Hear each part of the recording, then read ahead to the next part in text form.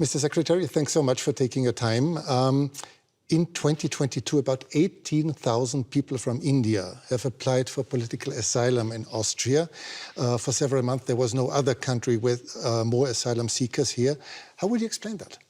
Well, I don't know the numbers. If you say so, I have to take you at your word. But my sense is that when it comes to irregular migration, sometimes, because these are done by syndicates and gangs, you never know where they end up with. I think what's important is not what happened in the past. It is that we have a commitment to ensure that movement and mobility is legal. We would like a regime, an agreed regime for that. It's good for the global workplace. It's good for the Austrian economy. And we have, that's one of the outcomes of my visit to Vienna. Another outcome is that you have assured Austria's foreign minister that India will take back all of the citizens who will not get asylum in Austria, which will probably be almost 100%. How fast will this happen? Look, in terms of our citizens, if they're proven to be our citizens, we obviously have an obligation in that regard. But what is important for us is to validate the fact that if there's somebody who's staying illegally, that they are our citizens. And if there are citizens, usually we work it out between the governments concerned. I can't give you a time frame on it because it depends on what is the level of proof that is provided for us and what are the preparations on the Austrian side. So you did not agree on a time frame today? No, we didn't. Frankly, we didn't get into that kind of discussion. That is for the immigration people to decide. As foreign ministers, what we did was to work out an agreed mobility and movement regime. So we were looking for solutions. We weren't into the details of returnees' problem. That there are other people whose jobs it is to do that. Let's talk about the war in Ukraine. As you are well aware, the whole world noticed that India, as a very influential country, has never publicly condemned Russia's assault and invasion into a neighboring country. Why is that so? Can you really be neutral in a war for which obviously one side bears all responsibility? Well, look, I think in international relations, you have sometimes very complicated situations. And where we are concerned, we have always taken the position that the way out is for the countries concerned to get back to dialogue and to diplomacy. I'll come to that soon, but is this a complicated situation? Is this really complicated? There's just one big country invading its neighbor. No, look, I can give you many instances of countries who have violated the sovereignty of another country. If I were to ask where Europe stood on a lot of those, I'm afraid I'll get a long silence. So do understand one thing. At the end of the day, we make judgments in foreign policy based on what we think are our long-term interests and what is good for the world. But you and Prime Minister Modi have already said that regularly call on both sides to stop the war and to negotiate. However, can one really urge Ukraine to stop defending itself? After all, there are no Ukrainian tanks in Russia. There are Russian tanks and planes and missiles destroying Ukraine. I think that's a bit of a misrepresentation. I think what we do is to say, get back to dialogue and diplomacy. There was dialogue and diplomacy in the early days of the conflict. So it's not that it didn't happen. So it's not for us to put conditions and to say this country is equal to that country. That's your judgment. But shouldn't you urge Russia to stop the war? I think we have been very clear that this conflict is not in anybody's interest, including theirs. But you wouldn't say it more explicitly? I'm a diplomat.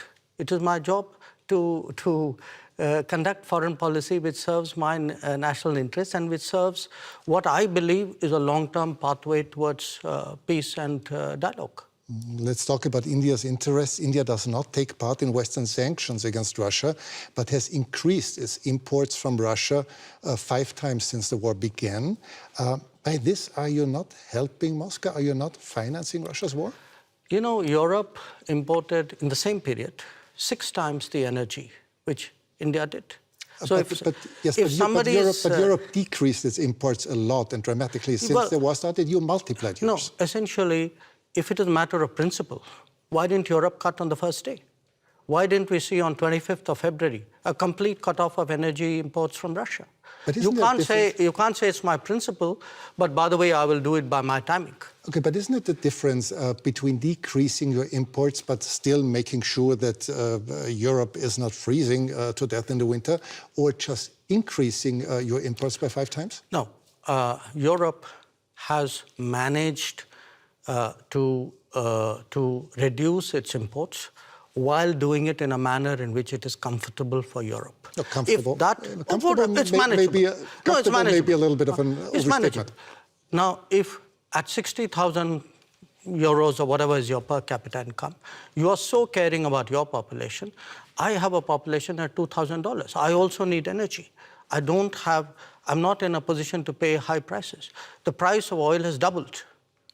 So, and what Europe is doing is also moving into the Middle East and diverting production out of the Middle East into Europe and raising prices.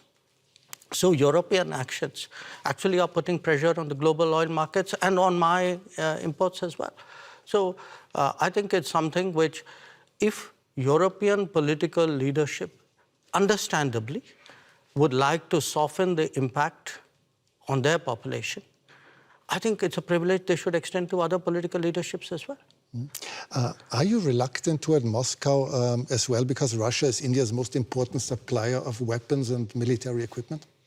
And therefore? Are you reluctant to criticize Moscow? No, I think, look, we have a relationship with Moscow. We've had a long-term relationship with Moscow. I think it's important to look at that history of the relationship.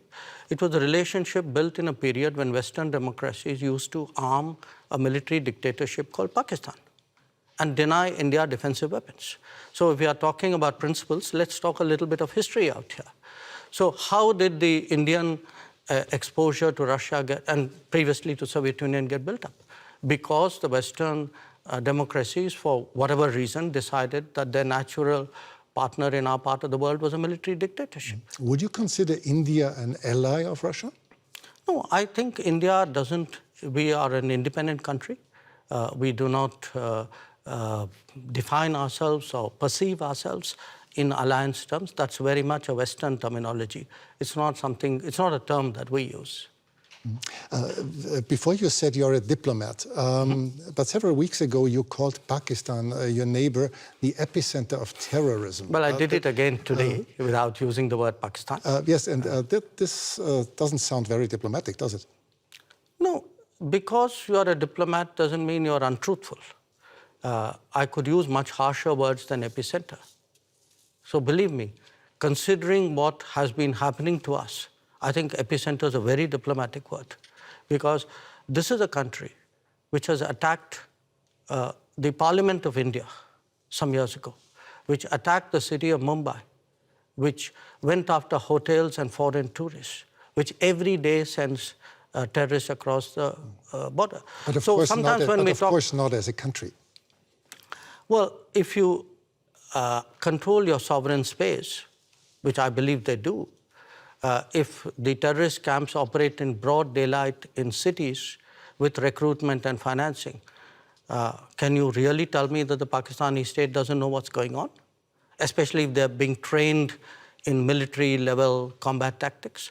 So, you know, when we speak about judgments and principles, why don't I hear sharp European condemnation of these practices which have been going on for multiple decades?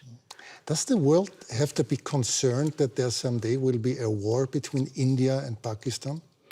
I think the world has to be concerned that there is terrorism going on, and the world often looks away. The world often feels it's not my problem because it's happening to some other country. I think the world needs to be concerned about how sincerely and strongly it takes up the challenge of terrorism. But has the world to be concerned about the future war between India and Pakistan? I think the world needs to be concerned about terrorism. That's what you said. Yeah, sure. Because look, if you pose it the way you do, that's like giving a free pass to terrorism, saying, you know, let's worry about the next consequence of it. I am worried about the terrorism. Okay, let's change the subject. You frequently said that India has a very complicated relationship with your neighboring China. Many people around the world are quite concerned that China might, in the near future, intervene militarily in Taiwan. Do you share this concern? I think there's a larger concern which is based on our experiences. The concern is that we had agreements with China not to mass forces in our border areas. And they have not observed those agreements, which is why we have the currently tense situation that we do. We had an agreement not to unilaterally change the line of control, which they have tried to unilaterally do that. So there is, I think, an issue, a perception that we have, which derives directly from our experiences. Now, where else the status quo may change or not change, I would hesitate as a foreign minister to predict publicly. I may have my own views and assessments. But I certainly can share my experience, and my experience is that written agreements were not observed, that we have seen levels of military pressure which in our view has no justification. China would say the opposite. They would say that India had not obeyed different agreements, but obviously you see it No, I otherwise. think it's difficult for China to say that for this reason. The record is very clear because today, there's a lot of transparency. You have satellite pictures. If you see who moved the forces to the border areas first, I think the record is very clear. So it's very difficult for China to say what you suggested they could. India will probably overtake China as the world's most populous country within this year. Is this fact of any political significance to India, or is it just a mere statistic? We'll know that when we reach there, won't we? Yeah, because we have never used numbers in that manner. Maybe other countries have. I would still say, to a large extent, it is a statistic, large extent. But you will have a situation where the world's most populous country is not among the permanent members of the Security Council. And what does it say about the state of the UN if that is the case? So it's a kind of both a yes and a no. It's partly a statistic, but I think it's a statistic which means a lot.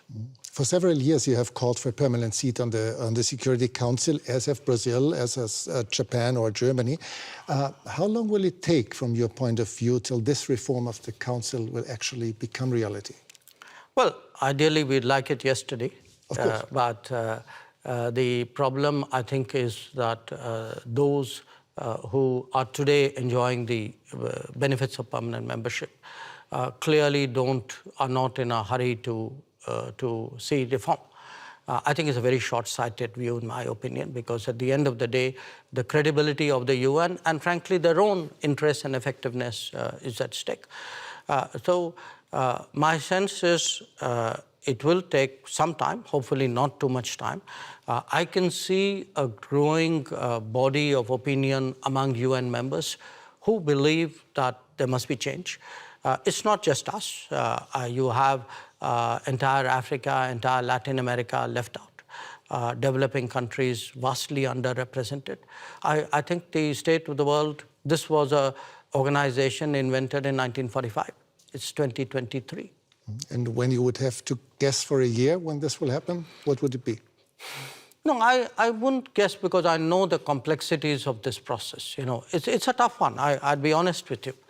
It's a tough one, but I don't think because it's a tough one we should give up. On the contrary, I think because it's a tough one, we should actually up the ante, increase the feeling in wide parts of the world that this reform is absolutely essential. Thanks so much for your time. Well, thank you. It's a great pleasure.